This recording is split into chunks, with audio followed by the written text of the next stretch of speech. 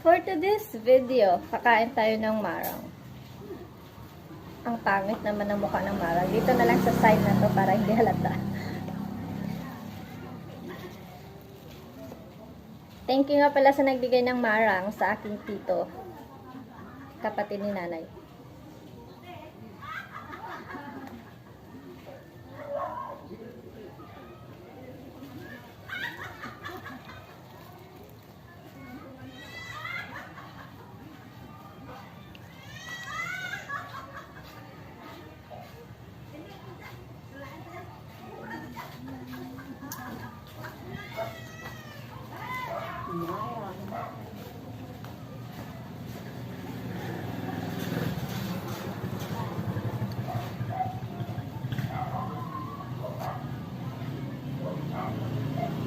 Ang tamis.